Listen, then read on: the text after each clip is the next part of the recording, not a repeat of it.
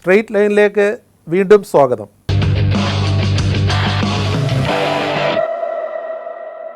ഒരുപാട് വർഷങ്ങളായിട്ട് ഓണം വീട്ടിൽ അമ്മയുടെ കൂടെയാണ്. അത് വളരെ അപൂർവമായിട്ടേ മിസ്സാകാറുള്ളൂ. സ്കൂളിൽ പഠിക്കുന്ന സമയത്ത് അങ്ങനെ ഒരുപാട് ഡ്രസ്സൊക്കെ ഉള്ള ഒരാളായിരുന്നില്ല. അപ്പോൾ ആ ഓണത്തിന് കിട്ടുക എന്ന് പറയുന്നത് അത് പിന്നെ അത് കിട്ടിക്കഴിഞ്ഞാൽ തച്ച് കിട്ടുക എന്ന് പറയുന്നതാണ് എൻ്റെ ഏറ്റവും കൂടുതൽ സമയമായിരിക്കും. എൻ്റെ 2 കുട്ടികളും ഹോസ്റ്റലിലാണ് പഠിത്തത്. ഈ ഓണം എന്നൊക്കെ പറയുന്നത് അവർക്ക് അവരുടെ കലണ്ടറിൽ വരുന്ന കാര്യങ്ങൾ ഇന്ത്യൻസ് ഇല്ല, ഞാനേ ഉള്ളൂ. ഞാനും പിന്നെ വേറെ 2 പേരേ ഉള്ളൂ, 2-3 പേര്. ഈ 2 പേരിൽ സസ്പെൻസായിട്ട് പ്രണവമുണ്ടോ? അല്ല, അത് ആ സിനിമ കാണുമ്പോൾ അറിയാം. അപ്പം പിന്നെ വേറൊരു കുട്ടിയെ കൊണ്ടുവന്നു, പകരം ആളിനെ കൊണ്ടുവരുന്നുണ്ട്. ഒരു ഹാഫ് ബ്രിട്ടീഷ് ഗേളാണ്. ആ മ്യൂസിക് ചെയ്തിരിക്കുന്നത് ഗ്രീസിലാണ്. അത് ആ സോങ്ങുകൾ മിക്സ് ചെയ്തിരിക്കുന്ന UK-ലാണ്. അതിൻ്റെ ബാക്ക്ഗ്രൗണ്ട് സ്കോർ ചെയ്തിരിക്കുന്നത് മാർക്ക് ക്ലിയൻ എന്ന് പറയുന്ന ഒരു ലോസ് ആഞ്ചലസിലുള്ള വളരെ പ്രസിദ്ധനായ മ്യൂസിക് കമ്പോസറാണ്. ഈ സന്തോഷ് ശിവനും അതൊരു പുതിയ അനുഭവമാണ്. 3D സിനിമ ചെയ്യാൻ ഭയങ്കര ചെയ്തിട്ടില്ല. ഇതിൻ്റെ ഒരു പ്രത്യേകത എന്ന് പറയുന്നത് ഞാൻ ഒരു ക്യാരക്ടറും അതിൻ്റെ കൂടെ ഒരു ആനിമേറ്റഡ് ക്യാരക്ടർ എൻ്റെ കൂടെ ഉണ്ട്. പിന്നെ ഇതൊരു ഇന്ത്യൻ അല്ലെങ്കിൽ സിനിമയായിട്ട് കാണണ്ട, ഇന്റർനാഷണൽ ഫിലിം ഒരു ഫോർമാറ്റിലേക്ക് ആ സിനിമ മാറി. ഈ സിനിമ ലോകത്തിൽ ഏത് ലാംഗ്വേജിലും നമുക്ക് ഡബ് ചെയ്യാം. മമ്മൂട്ടി എന്നുള്ള നടനെയും വ്യക്തിയെ എങ്ങനെയാണ് കാണുന്നത്? വളരെ സൗഹൃദത്തിലും നല്ല സ്നേഹത്തിലുമാണ് പോകുന്നത്. എപ്പോഴും വിളിക്കാറുണ്ട്, ഞങ്ങൾ സംസാരിക്കാറുണ്ട്. ശിവാജി സാറിൻ്റെ കൂടെ അഭിനയിച്ചിട്ടുണ്ട്, അമിതാഭ് ബച്ചൻ്റെ കൂടെ, അല്ലെങ്കിൽ നാഗേശ്വർ റാവു സാറിൻ്റെ കൂടെ, രാജ്കുമാർ സാറുമായിട്ട് നല്ല സൗഹൃദമാണ്. ഞാൻ MGR-നായിട്ട് മീറ്റ്, അവരുടെയൊക്കെ ഒരു ബ്ലെസ്സിങ്സ് ഉണ്ട്. ഇപ്പം ഞാൻ അവസാനമായിട്ട് വളരെ അടുത്ത അഭിനയിച്ച രജനീകാന്തിൻ്റെ കൂടെ. അപ്പം അവരൊക്കെ നമ്മളെ അത്രയും ഇഷ്ടപ്പെടുന്നു. മമ്മൂട്ടിയെ നായകനാക്കി ഒരു സിനിമ സംവിധാനം ചെയ്യണം താല്പര്യമുണ്ടോ? അല്ല, അങ്ങനെ സംഭവിക്കട്ടെ.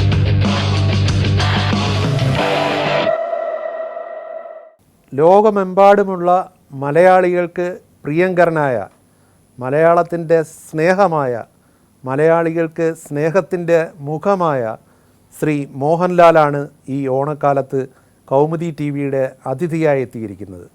ഒരു വിശേഷണവും ആവശ്യമില്ലാത്ത നടനാണ് മോഹൻലാൽ.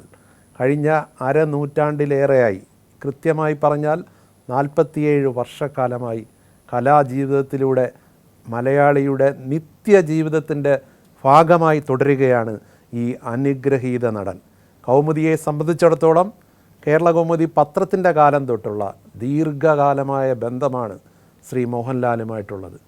എത്രയോ കാലമായി ആ ബന്ധം ഇപ്പോഴും തുടരുന്നു. ഇന്ന് ഞങ്ങൾക്ക് ശ്രീ മോഹൻലാലിനെ അതിഥിയായി കിട്ടിയത് ഒരു സൗഭാഗ്യമായി കാണുന്നു. ഓണാശംസകളോടെ സ്വാഗതം ചെയ്യാം ശ്രീ മോഹൻലാൽ. നമസ്തേ. അപ്പോൾ ഒരു ഓണക്കാലമാണ്. എപ്പോഴും ഓണാശംസകൾ എല്ലാവർക്കും, പ്രേക്ഷകർക്കും, ഇവിടെ ഇരിക്കുന്ന എല്ലാവർക്കും ഓണാശംസ. നമ്മുടെ മനസ്സിൽ എപ്പോഴും എന്തെല്ലാം തിരക്കുകളുണ്ടെങ്കിലും ഓണം മനസ്സിൽ നിറയും. ഏറ്റവും പ്രിയപ്പെട്ടവർ, അവരുടെ ഓർമ്മകൾ നിറയും. ഈ ഓണം ഇപ്പം നമ്മൾ ഒരുപാട് ഓണം ഉണ്ടവരാണ്, എങ്കിലും എങ്ങനെയാണ് ഇപ്പോൾ ഒരു ഓണം? ഒരുപാട് വർഷങ്ങളായിട്ട് ഓണം വീട്ടിൽ അമ്മയുടെ കൂടെയാണ്. പിന്നെ അമ്മയ്ക്ക് സുഖമില്ലാതായി. എന്നാലും നമ്മൾ എങ്ങനെയെങ്കിലും ഓണത്തിന് ആ ദിവസം അവിടെ എത്താൻ ശ്രമിക്കാറുണ്ട്. അതൊരു റിച്വൽ പോലെ നടന്നു പോവുകയാണ്. പക്ഷേ പണ്ട് കുറച്ചുകൂടെ സമയം കിട്ടുമായിരുന്നു. അമ്മ പൂർണ്ണ ആരോഗ്യവതിയായിരുന്നു. അപ്പം അതിനുള്ള ആൾക്കാർ വരും. എന്നാലും ഇപ്പോഴും പഴയതുപോലില്ല, പലരും നഷ്ടപ്പെട്ടു പോയി. എൻ്റെ ഫാദർ പോയി, ബ്രദർ പോയി. അപ്പോൾ അങ്ങനെ ഓരോരുത്തർ കൊഴിഞ്ഞു പോവുകയാണ്.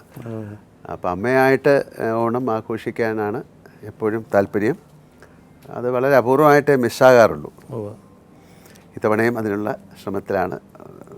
എനിക്ക് തോന്നുന്നു അടുത്തിടെ അമ്മയുടെ പിറന്നാൾ ആവിർഭാവം എന്ന് പറയുന്ന കുട്ടിയുടെ പാട്ടൊക്കെ കേൾക്കാനിടയായി. അയാളെ സർപ്രൈസായിട്ട് ഫ്ലൈറ്റ് വെച്ച് കണ്ടതാണ്.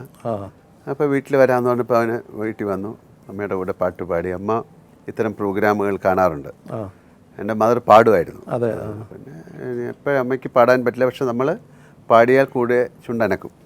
എന്നാലും പാട്ടുകൾ എപ്പോഴും കേൾക്കാറുണ്ട്. പിന്നെ അവിടെ ഒരുപാട് ചെറിയ കുട്ടികളൊക്കെ വന്ന് പാട്ട് പാടാറുണ്ട്. അന്നേരം ഇങ്ങനെ താളം അടിക്കുന്നുണ്ട്, പാടാറുണ്ട്. അമ്മയെ ഹോസ്പിറ്റലിലുള്ള ഡോക്ടേഴ്സ് ഉണ്ട്, അമ്മയെ ചികിത്സിച്ചുകൊണ്ട് ഇപ്പോഴും ഇരിക്കുന്ന, അവർക്കൊക്കെ ഇടയ്ക്ക് വന്ന് അമ്മയുടെ കൂടെ ഇരുന്ന് പാട്ടൊക്കെ പാടാറുണ്ട്. അപ്പോൾ അങ്ങനെ ഒരു പ്രത്യേക സൗഹൃദം ഉള്ള ആളാണ് അമ്മ.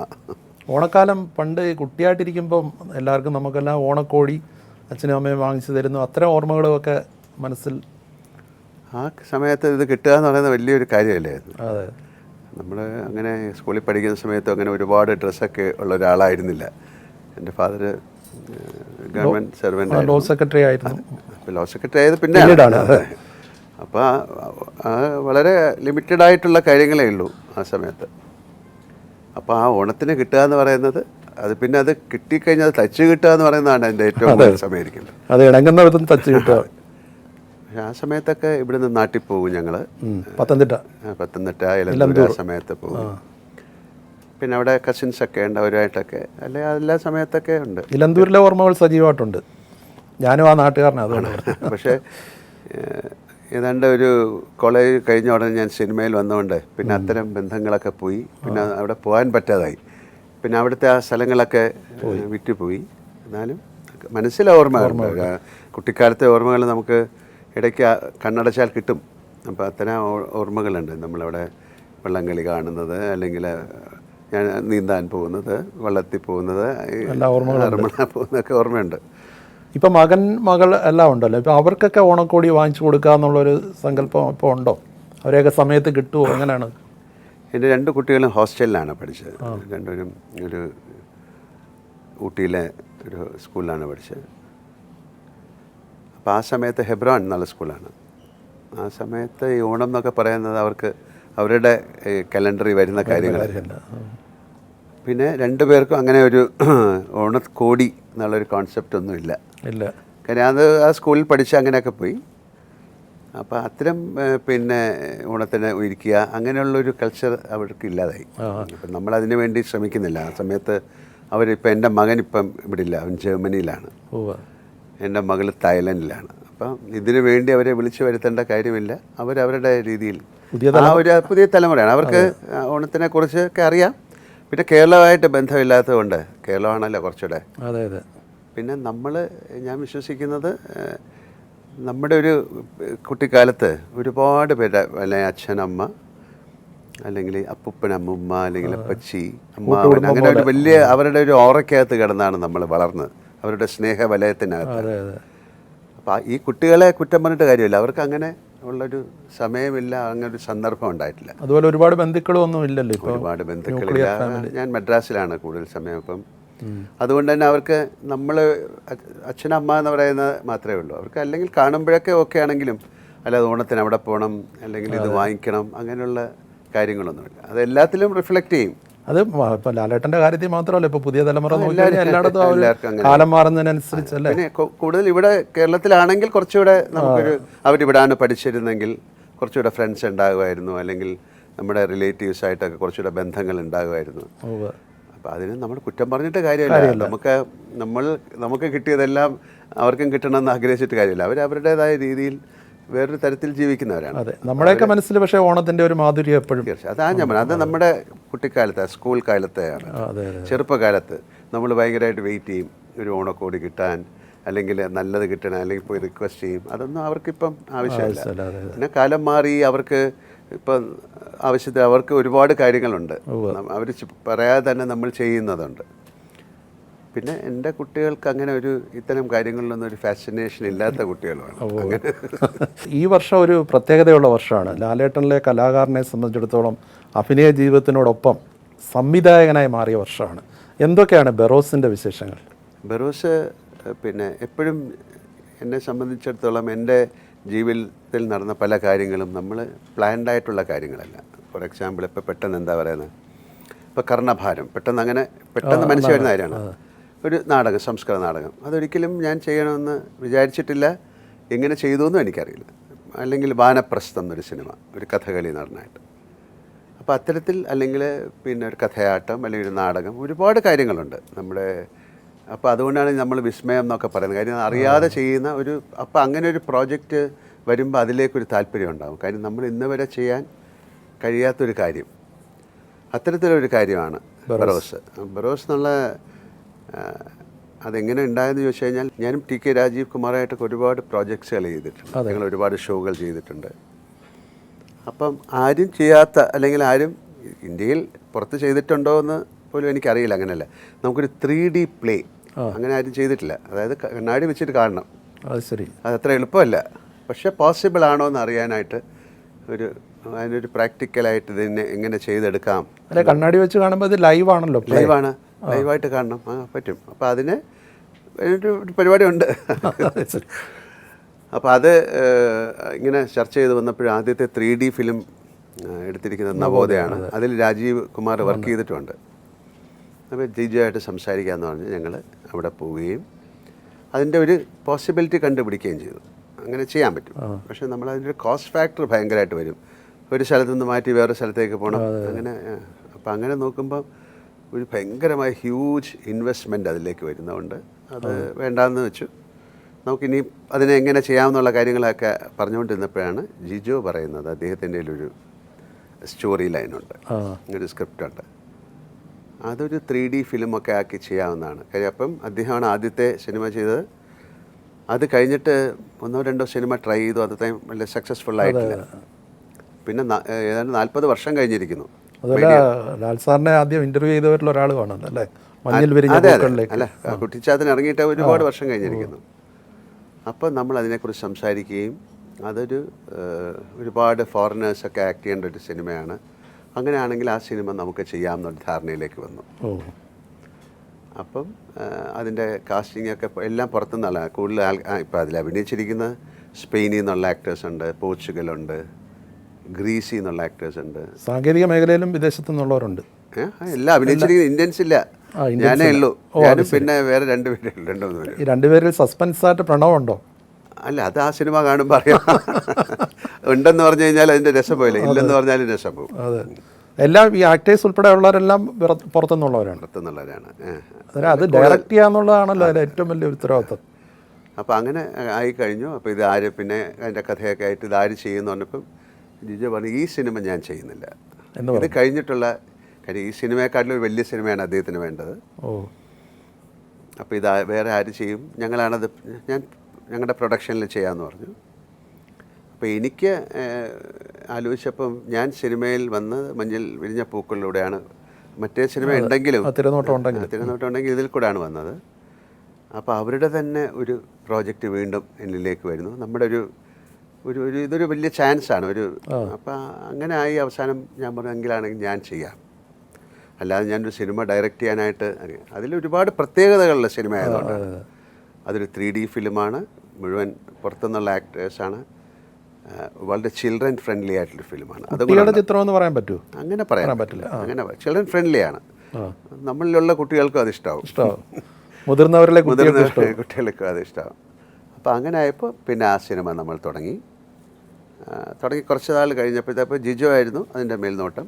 പിന്നെ കുറച്ച് നാൾ കഴിഞ്ഞപ്പോഴത്തേക്ക് ആ കഥയിൽ കുറച്ച് മാറ്റങ്ങൾ വരുത്താൻ അപ്പോൾ അദ്ദേഹം അത് ചെയ്തോളൂ എന്ന് പറഞ്ഞിട്ട് പുള്ളി പറഞ്ഞു, എന്നാൽ ഞാൻ അതിൽ നിന്ന് മാറി നിൽക്കാം. കാര്യം അത് അദ്ദേഹത്തിൻ്റെ കഥയാണെങ്കിലും അതിൽ മാറ്റങ്ങൾ വരുത്താനുള്ള സ്വാതന്ത്ര്യം തന്നിട്ട് അദ്ദേഹം അത് മാറി. ഇപ്പോൾ ആ സിനിമ കഴിഞ്ഞു. അപ്പോഴത്തേക്ക് ഞങ്ങൾക്ക് കോവിഡ് വന്നു. ഞങ്ങളുടെ അതിലെ മെയിൻ ഒരു ചെറിയ കുട്ടി, അവർ USA എന്നുള്ള കുട്ടിയായിരുന്നു, ഊട്ട എന്ന് പറയുന്ന സ്ഥലത്ത്. അവർ ഏതാണ്ട് ഒരു വർഷം വന്നിട്ട് ഇതിലെ മുഴുവൻ ഡയലോഗ്സുകൾ കാണാതെ മെമ്മറൈസ് ചെയ്തു, പഠിച്ചു, എല്ലാം റെഡിയായപ്പോഴത്തേക്ക് അവർക്ക് തിരിച്ചു പോകേണ്ടി വന്നു. ശരി. അവർ വീണ്ടും ഒരിക്കൽ കൂടെ വന്നു, പക്ഷേ പിന്നെയും പോയി. അങ്ങനെ 2 പ്രാവശ്യം USA നിന്ന് വന്നിട്ട് പിന്നെ അവർക്ക് വിളിച്ചപ്പോൾ അവർക്ക് അത് ബുദ്ധിമുട്ടായി. അവരുടെ സ്കൂളിലെ പഠിത്തം അതൊക്കെ മാറി. പിന്നെ അവർ ആ സമയത്ത് ചില ആൾക്കാർ ഈ വാക്സിനേഷന് എതിരായിരുന്നു. അങ്ങനെ ഒരു കമ്മ്യൂണിറ്റി അവിടെ ഉണ്ട്, US-ലുണ്ട്. അപ്പോൾ അവർ അതിൽപ്പെട്ട ആൾക്കാരാണ്. അപ്പോൾ അവർക്ക് ട്രാവൽ ചെയ്യാൻ പറ്റില്ല, ഇതിൻ്റെ സർട്ടിഫിക്കറ്റൊക്കെ കാണിക്കണം. അപ്പോൾ പിന്നെ വേറൊരു കുട്ടിയെ കൊണ്ടുവന്നു, ഒരു ഹാഫ് ബ്രിട്ടീഷ് ഗേളാണ്. ശരി. അപ്പോൾ അങ്ങനെയായി ഈ സിനിമ അത് തീർന്നു. അപ്പോൾ അതൊരു ഇൻ്റർനാഷണൽ സിനിമയാണ് അന്നേരം. അങ്ങനെ ആകണം. കാര്യം അതിൻ്റെ ഒരുപാട് പ്രത്യേക. അപ്പോൾ ഞാനിങ്ങനെ ഒരു കുട്ടിയുടെയും ഒരു ഗോസ്റ്റിൻ്റെയും കഥയാണ്. അപ്പോൾ ആ കുട്ടികളുടെ ഒരു സിനിമയിൽ അതിൻ്റെ ഒരു മ്യൂസിക്കിന് വളരെ ഇമ്പോർട്ടൻസ് ആണ്.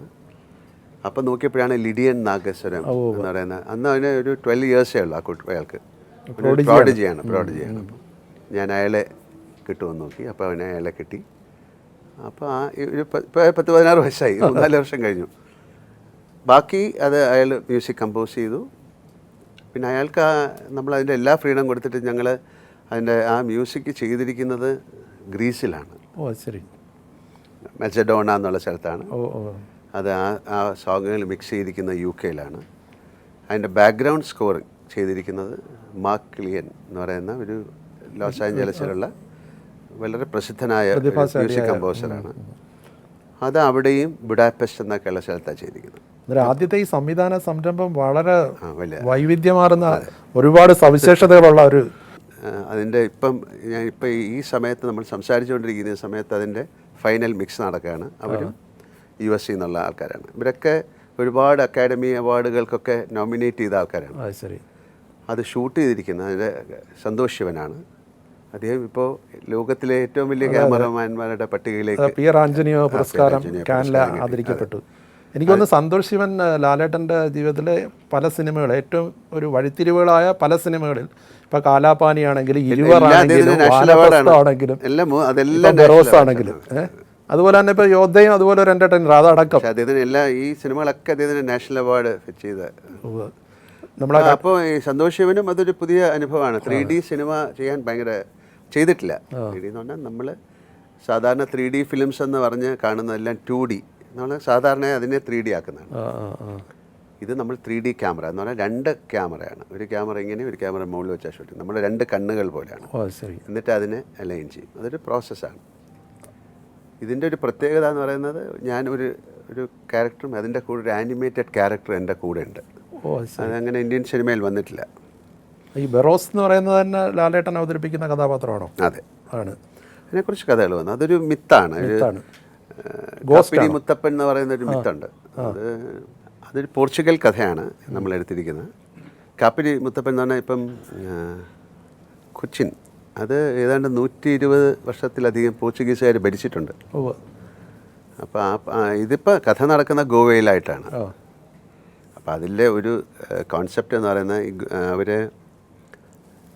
ലിസ്ബൺ എന്ന് പറയുന്നത് ഗോൾഡൻ ഗോവ എന്ന് പറയുന്നത് ലിസ്ബണേക്കാട്ടിലും അവർക്ക് ഇഷ്ടമുള്ള സ്ഥലമായിരുന്നു ഗോവ. ശരി.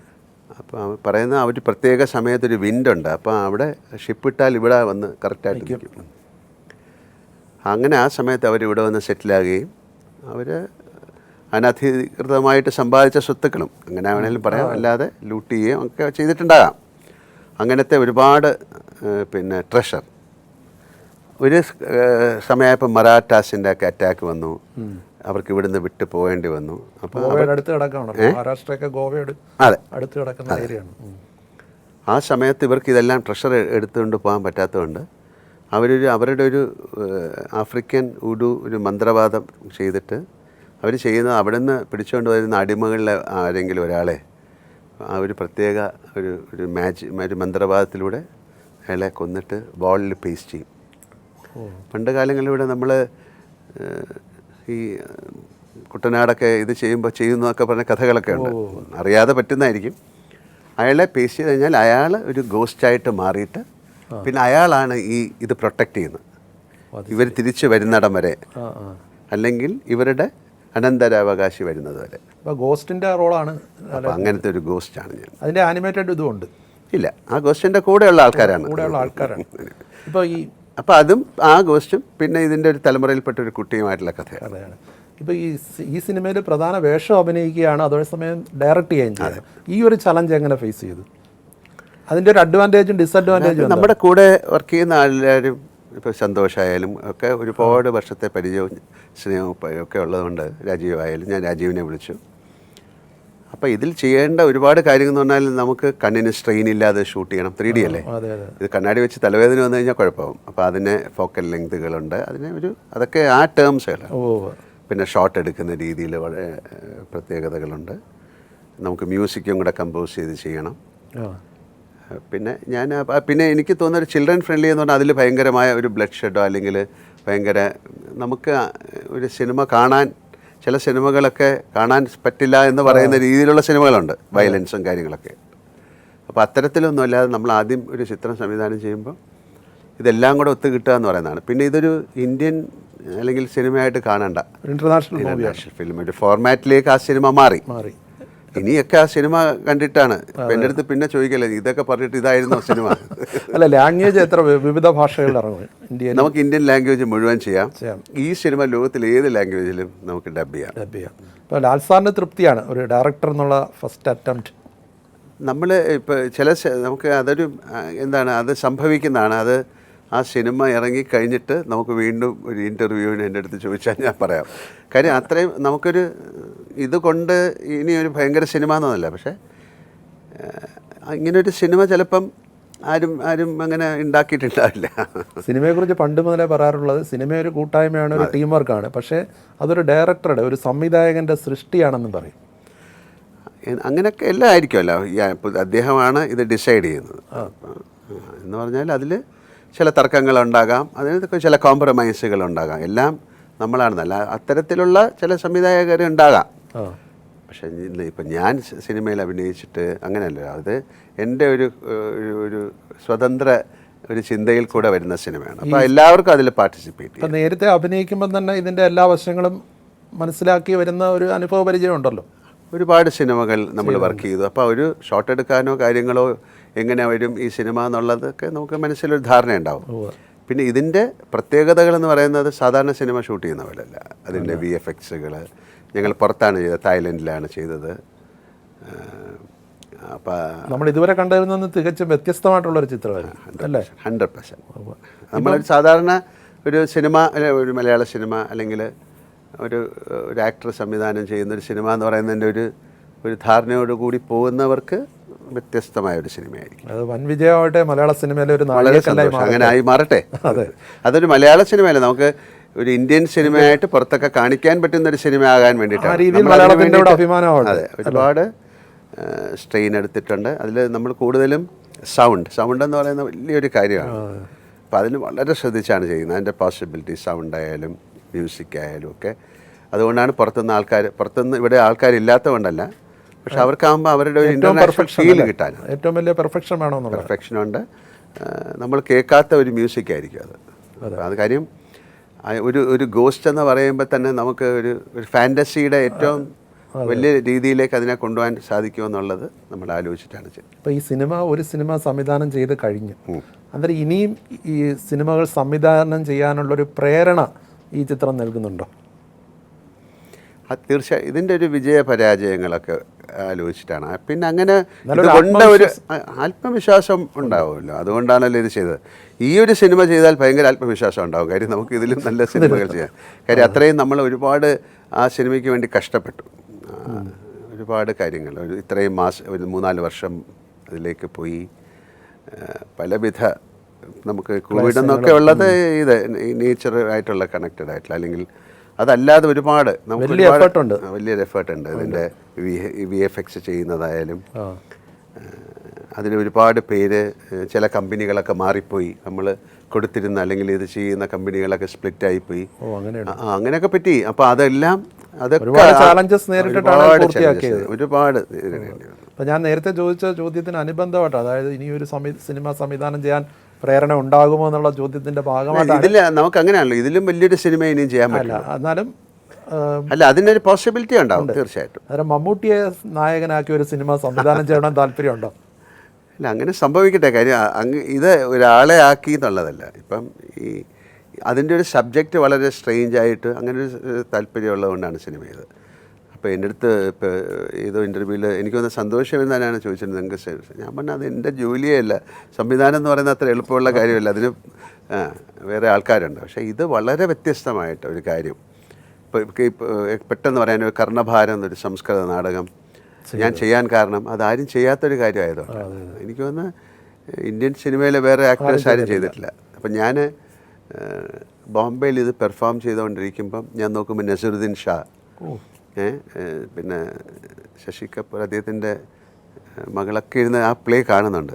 പിന്നെ ഞാൻ അദ്ദേഹത്തെ ചോദിച്ചാൽ പറഞ്ഞു, ലാൽ ഇത് ഞങ്ങൾക്ക് പഠിക്കേണ്ടതാണ് നാഷണൽ സ്കൂൾ ഓഫ് ഡ്രാമയിൽ, ബട്ട് നിങ്ങൾ ചെയ്യാൻ പറ്റില്ല എന്ന് പറഞ്ഞു. അപ്പോൾ അതൊരു ചലഞ്ചെന്ന് പറയാൻ പറ്റില്ല, അതൊരു ഭാഗ്യമാണ്, ഒരു അനുഗ്രഹമാണ്. അപ്പോൾ ആ അനുഗ്രഹം പോലെ ഞാൻ ഈ സിനിമയെ കാണുന്നുള്ളൂ. അതിൻ്റെ സക്സസ്സോ കാര്യങ്ങളോ അല്ല, നമ്മൾക്ക് നമ്മുടെ ജീവിതയാത്രയിൽ ഇങ്ങനൊരു നിയോഗം കൂടെ ഉണ്ട് എന്ന് ഒന്ന് അടയാളപ്പെടുത്തുന്ന ഒരു പ്രവൃത്തിയായിട്ടാണ് ഞാൻ അതിനെ കാണുന്നത്. മമ്മൂട്ടി, മോഹൻലാൽ മമ്മൂട്ടി, ഇപ്പോൾ കഴിഞ്ഞ 4 പതിറ്റാണ്ട് തിരിഞ്ഞു നോക്കുമ്പോൾ മലയാള സിനിമയുടെ മുഖബിംബങ്ങളാണ്. ഈ ഒരു ദീർഘകാലയളവിൽ മമ്മൂട്ടിയുടെ സാന്നിധ്യം മറ്റ് പലരും കരുതുന്നത് പോലെ, അല്ലെങ്കിൽ അവർ ചിന്തിക്കുന്ന പോലെ മത്സരാധിഷ്ഠിതമായിരുന്നോ, അതോ പരസ്പരം അഭിനയം മെച്ചപ്പെടുത്തുന്നതിനുള്ള ഒരു ബാരോമീറ്റർ ആയിരുന്നോ നിങ്ങൾക്കിടയിലുണ്ടായിരുന്നു? നിങ്ങൾ ഏതാണ്ട് 52-53 സിനിമകൾ ഒരുമിച്ച് ചെയ്തിട്ടുണ്ട്. ഇപ്പോഴും സിനിമകൾ ചെയ്യാൻ തയ്യാറാണ്. അങ്ങനത്തെ വേറെ ഒരു കാര്യമില്ല. കാര്യം അദ്ദേഹത്തിൻ്റെ സിനിമകളും എൻ്റെ സിനിമകളൊക്കെ ഡിഫറെൻറ്റ് ഫിലിമാണ്. അല്ലാതെ ഇത് അദ്ദേഹത്തിൻ്റെ സിനിമ എനിക്ക് ചെയ്യാം, എൻ്റെ സിനിമ അദ്ദേഹത്തിന് ചെയ്യാമെന്നൊന്നും നമ്മൾ ചിന്തിച്ചിട്ടുമില്ല. അങ്ങനെ ഒരു കാര്യങ്ങളും ഉണ്ടായിട്ടില്ല. പിന്നെ നമ്മൾ രണ്ടുപേരും കൂടി ഒരു സിനിമ ചെയ്യുന്നതിന് അതിൻ്റെ ഒരു പ്രൊഡക്ഷനൊക്കെ സംഭവിക്കുക എന്ന് പറഞ്ഞാൽ അത്ര എളുപ്പമല്ല. അപ്പോൾ അതൊരു ഓരോരുത്തർക്ക് രണ്ടുപേരും ഒരു സിനിമ ചെയ്യുന്നു, രണ്ടുപേർ രണ്ട് സിനിമ ചെയ്യുന്നല്ലെന്നല്ല ആൾക്കാർക്ക് കാണുകയും ചെയ്യാം. അല്ലാതെ അതിൽ വേറെ ഒരു മത്സരം എന്ന് പറയുന്ന മറ്റുള്ളവർ അങ്ങനെ മത്സരിക്കേണ്ട കാര്യങ്ങളൊന്നുമില്ല. നമുക്ക് ഒരുപാട് ഒന്നാമത് മലയാളത്തിൽ നമ്മുടെ ഒരുപാട് നല്ല ആക്ടേഴ്സ് പോയി. ഞങ്ങൾ വന്ന സമയം ഏറ്റവും നല്ലൊരു സമയമായിരുന്നു. ഇപ്പോഴും മോശം എന്നല്ല പറയുന്നത്. ഒരുപാട് സംവിധായകർ, കഥകൾ, സുവർണകാലമായിരുന്നു, ഭയങ്കര സമയം. അതിൽ കൂടെ സമയത്ത് നമ്മൾ അവരുടെയൊക്കെ അനുഗ്രഹത്തോടെ ഇതിൽ എത്തിപ്പെട്ടു എന്ന് പറയുന്നതാണ് ഭാഗ്യം അല്ലേ. ഞാനിപ്പോൾ SP പിള്ള സാറിൻ്റെ കൂടെ ഞാൻ അഭിനയിച്ചിട്ടുണ്ട്, ശിവാജി സാറിൻ്റെ കൂടെ അഭിനയിച്ചിട്ടുണ്ട്, അമിതാഭ് ബച്ചൻ്റെ കൂടെ, അല്ലെങ്കിൽ നാഗേശ്വർ റാവു സാറിൻ്റെ കൂടെ, രാജ്കുമാർ സാറുമായിട്ട് നല്ല സൗഹൃദമാണ്. ഞാൻ MGRനായിട്ട് മീറ്റ്, അവരുടെയൊക്കെ ഒരു ബ്ലെസ്സിങ്സ് ഉണ്ട്. അപ്പം അതുപോലെ തന്നെ സ്ത്രീകളും, പത്മിനി അമ്മ അല്ലെങ്കിൽ സുമ, ഒരുപാട് ഇപ്പോൾ നമ്മൾ സങ്കടം വരും പറഞ്ഞു കഴിഞ്ഞാൽ, വേണുചേട്ടനായാലും ഗോപിച്ചേട്ടൻ, അങ്ങനെ വലിയ ഒരു ആൾക്കാരുടെ കൂടെ ആണ് അഭിനയിച്ചിരിക്കുന്നത്, മമ്മൂട്ടിയായാലും. അപ്പോൾ ഇതിലൊന്നും മത്സരിക്കേണ്ട കാര്യമില്ല. മത്സരിച്ചാൽ കുഴപ്പമാവും. അതുകൊണ്ട് എന്തിനാ മത്സരിക്കുന്ന, അതൊരു നല്ല ഒരു ബ്യൂട്ടിഫുൾ ഫാമിലി പോലെയാണ് പോയിക്കൊണ്ടിരുന്നത്. ഇപ്പോഴും അങ്ങനെയാണ്. പക്ഷെ അവരൊക്കെ പോയി. അപ്പോൾ അവർ പോയത് കൊണ്ട് അത്തരത്തിലുള്ള സിനിമകൾ ഉണ്ടാകാൻ ഇനിയും പ്രയാസമാണ്. ഇപ്പോൾ IV ശശി, ഇപ്പം നിങ്ങൾ രണ്ടുപേരെയും വെച്ച് ഒരുപാട് എത്രയോ സിനിമകൾ ചെയ്തു. അതിലെല്ലാം അത്തരത്തിലുള്ള സിനിമ എടുക്കാൻ പറ്റിയ ഡയറക്ടർമാരും ഇപ്പോൾ ഇല്ല എന്നുള്ളതൊരു കാര്യമാണ്. ഡയറക്ടർമാർ അതിനേക്കാളും കൂടുതൽ അങ്ങനത്തെ അന്നത്തെ സബ്ജക്റ്റുകളൊക്കെ പക്ഷെ ചെയ്യാം, ഇപ്പോഴും ആൾക്കാർക്ക് ചെയ്യാവുന്നതേ ഉള്ളൂ. എന്തുകൊണ്ട് നിങ്ങൾ ചെയ്യുന്നില്ല എന്ന് എൻ്റെ അടുത്ത് ചോദിച്ചു കഴിഞ്ഞാൽ, ഞങ്ങൾക്ക് അല്ലാതെ ചെയ്യാനുള്ള സിനിമകളുണ്ട്. ഒരാൾ ഒരു പ്രോജക്റ്റുമായിട്ട് വരികയാണ്, നിങ്ങൾക്ക് രണ്ടുപേർക്കും, അപ്പോൾ നമ്മൾ തീർച്ചയായിട്ടും ചെയ്യാം. പിന്നെ അപ്പോൾ അതിൻ്റെ കോസ്റ്റ്, പ്രൊഡക്ഷൻ കാര്യങ്ങളൊക്കെ നോക്കണം. ഇപ്പോഴാണ് കുറച്ചുകൂടെ മലയാള സിനിമ പുറത്തേക്ക് ഒരു എക്സ്പോഷർ കിട്ടിയത്. അതെ, നമുക്ക് ഒരുപാട് തമിഴായാലും തെലുങ്കിലായാലും ഹിന്ദിയിലായാലും ഒക്കെ ചെയ്യാമെന്ന്. അപ്പോൾ രണ്ടുപേരെ വെച്ചൊരു സിനിമ ചെയ്യുക എന്ന് പറയുന്നതിൻ്റെ ഒരു സാമ്പത്തികം, കാര്യങ്ങൾ, അത് കഥ, അത് മോശമായി കഴിഞ്ഞാലുള്ള കാര്യങ്ങളൊക്കെ ആയിരിക്കാം. ശശിയേട്ടനോടൊക്കെ എത്രയോ സിനിമകളാണ് ഞങ്ങൾ ചെയ്തിരിക്കുന്നത്. മമ്മൂട്ടി എന്നുള്ള നടനെയും വ്യക്തിയെ എങ്ങനെയാണ് കാണുന്നത്? വളരെ സൗഹൃദത്തിലും നല്ല സ്നേഹത്തിലുമാണ് പോകുന്നത്. എപ്പോഴും വിളിക്കാറുണ്ട്, ഞങ്ങൾ സംസാരിക്കാറുണ്ട്. പിന്നെ ഇപ്പോൾ എൻ്റെ കുട്ടികളും അവരുടെ കുട്ടികളൊക്കെ ഇപ്പോഴും അവർ സംസാരിക്കും, വൈഫ്, അങ്ങനെയൊക്കെ ഒരു ഫാമിലി പോലെയാണ്. നമ്മൾ മദ്രാസിലായിരുന്നല്ലോ ആദ്യം ഒരുപാട് കാലം. കുട്ടികളുമായിട്ടാണ് കൂടുതൽ ബന്ധം. അവർ തമ്മിൽ പിന്നെ ഇമെയിലോ അല്ലെങ്കിൽ കാര്യങ്ങളൊക്കെ ഉണ്ട്. അല്ലാതെ ഈ തിരക്കുകൾ വരുമ്പോഴത്തേക്ക് നമ്മൾ അല്ലാതെ എല്ലാ ദിവസവും രാവിലെ ഫോൺ ചെയ്യുക അങ്ങനെയൊന്നുമല്ല. നമുക്കൊരാവശ്യം വരുമ്പോൾ അല്ലെങ്കിൽ ഇപ്പോൾ എനിക്കൊരു കാര്യം എന്തെങ്കിലും അറിയണമെങ്കിൽ ഞാൻ അദ്ദേഹത്തിനെ വിളിക്കാറുണ്ട്, അദ്ദേഹം എന്തെങ്കിലും അറിയണം എന്നെ വിളിക്കാറുണ്ട്, അദ്ദേഹം പറയുന്ന ചില കാര്യങ്ങൾ നമുക്ക് മനസ്സിലാക്കി നമ്മൾ ചെയ്യാറുണ്ട്. അങ്ങനെയൊക്കെ ഒരുപാട് കാര്യങ്ങളുണ്ട്. ഇപ്പം നേരത്തെ പറഞ്ഞ കുറേ പേരുകളുണ്ടല്ലോ, ഇപ്പോൾ അമിതാഭ് ബച്ചൻ ഉൾപ്പെടെയുള്ള ആൾക്കാർ. എന്നിട്ട് ഇവരൊക്കെ ലാൽ സാറിൻ്റെ കൂടെ അഭിനയിച്ച് കഴിഞ്ഞ ശേഷം ലാൽ സാറിനോടൊപ്പം അഭിനയിക്കാൻ കഴിഞ്ഞത് ഭാഗ്യമാണെന്നും അവരൊരു ആരാധനയോടെയും സംസാരിക്കാറുണ്ട്, പലയിടത്തും തുറന്ന് പറഞ്ഞിട്ടുണ്ട്. അതൊക്കെ കേൾക്കുമ്പോൾ എന്ത് തോന്നും? കേൾക്കുമ്പോൾ എന്താണൊരു നമ്മൾ കൂടുതൽ ദൈവത്തിനോട് നന്ദി പറയുന്നു എന്നുള്ളതാണ്. ഇപ്പം ഞാൻ അവസാനമായിട്ട് വളരെ അടുത്ത അഭിനയിച്ച രജനീകാന്തിൻ്റെ കൂടെ, അപ്പം അവരൊക്കെ നമ്മളെ അത്രയും ഇഷ്ടപ്പെടുന്നു. അദ്ദേഹത്തിന് ഒരുപാട് വർഷമായിട്ട് എനിക്കറിയാം. എൻ്റെ ഫാദർ-ഇൻ-ലോയുടെ കുറേ സിനിമകൾ അദ്ദേഹം അഭിനയിച്ചിട്ടുണ്ട്. പണ്ട് മദ്രാസിലുള്ളപ്പോൾ എല്ലാ ആഴ്ചകളും ഞങ്ങൾ കാണും. ഞങ്ങളുടെ ഒരു ബീച്ച് ഹൗസിൽ അവർ ചിലപ്പോൾ ഡിന്നറിന് വരാറുണ്ട്. അങ്ങനെ ഒരുപാട് പരിചയമുള്ള ആളാണ്.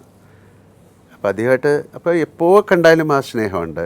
എൻ്റെ വൈഫുമായിട്ട് നല്ല ഒരു, ഞാൻ കല്യാണം കഴിക്കുമ്പോൾ ഒരു ക്രഡിൽ സ്നാച്ചിങ് എന്നാണ് പറഞ്ഞത്, തൊട്ടിൽ നിന്ന് എടുത്തുകൊണ്ട് പോയി എന്നാണ്, ചെറിയ കുട്ടിയെന്നൊക്കെ പറയുന്നത്. അത്രയും സ്നേഹമുള്ള ആളാണ്.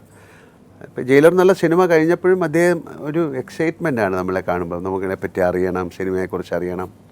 അതേപോലെയാണ് കമലഹാസനായാലും എല്ലാവരും, അമിതാഭ് ബച്ചൻ, അദ്ദേഹമൊക്കെ എപ്പോഴും നമ്മളെ മലയാള സിനിമയും നമ്മുടെ സിനിമകൾ ഞാൻ അദ്ദേഹമായിട്ട് ഇപ്പോൾ ആകെന്നുള്ള സിനിമയിൽ അഭിനയിച്ചുകൊണ്ടിരിക്കുന്ന സമയത്ത് അദ്ദേഹം ലാലിൻ്റെ കുറേ സിനിമകൾ കാണണം എന്ന് പറഞ്ഞിട്ട് ഞാൻ പറഞ്ഞു എന്തൊക്കെയാണെന്ന് പറഞ്ഞപ്പോൾ നമ്മുടെ എല്ലാ സിനിമയും പറ്റില്ല. അങ്ങനെ ഞാൻ 2-3 സിനിമ കൊണ്ട് കൊടുത്തു. അതിലൊരു സിനിമകളായിരുന്നു ഞാൻ അദ്ദേഹം സ്ഫടികം എൻ്റെ കൂടെ ആദ്യം അവിടെ തിയേറ്ററിൽ കാണാമെന്ന് വളരെ കാലം മുമ്പ്.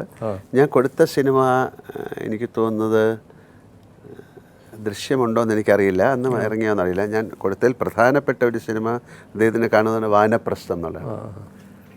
എന്നിട്ട് അദ്ദേഹം പിറ്റേ ദിവസം എൻ്റെ അടുത്ത് വന്നിട്ട് എന്നെ ഇങ്ങനെ കുറേ സമയം നോക്കിയിട്ട് പറഞ്ഞു, how can you do this? കാര്യം അവർക്കതൊരു വലിയ കഥകളി എന്ന് പറയുന്നത് വലിയൊരു കാര്യമല്ലേ. അപ്പോൾ അദ്ദേഹത്തിനപ്പോൾ ആ കലയോടുള്ള കലാകാരനോടുള്ളൊരു സ്നേഹവും ഭയങ്കരമായിട്ടുണ്ട്. അതുപോലെ തന്നെ നമ്മളും അവരെ അധികം റെസ്പെക്റ്റ് ചെയ്യുന്നല്ലേ. ഇപ്പോൾ ശിവാജി സാറായാലും അല്ലെങ്കിൽ പിന്നെ നാഗേശ്വര റാവു സാറൊക്കെ ആയാലും അവർക്ക് അങ്ങനെ ഒരു ചെറിയ ആക്ടർ വലിയ ആക്ടർ എന്നല്ല, ആ ഇൻഡസ്ട്രി അതിൽ അഭിനയിക്കുന്ന ഒരാൾ എന്ന് പറയുന്നതിൻ്റെ ഒരു റെസ്പെക്റ്റ് ഭയങ്കരമാണ്.